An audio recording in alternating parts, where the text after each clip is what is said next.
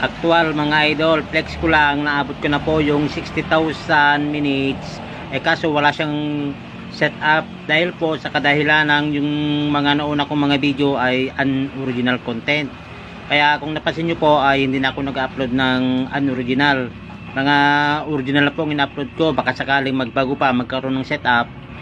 Share ko lang po para aware din kayo. Iwasan po na natin na gumawa ng mga unoriginal content na galing sa mga ibang platform o kaya yung mga logo ng ibang platform. Iwasan po na natin para hindi kayo magaya sa akin mga idol.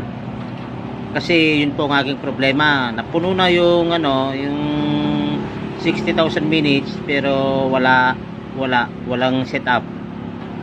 Kaya ngayon iniwasan ko munang gumawa ng unoriginal. Yan lang po para aware din kayo mga idol. Ngayon pala maglinis na tayo ng mga hindi nating mga video. Yan lang po. Thanks for watching.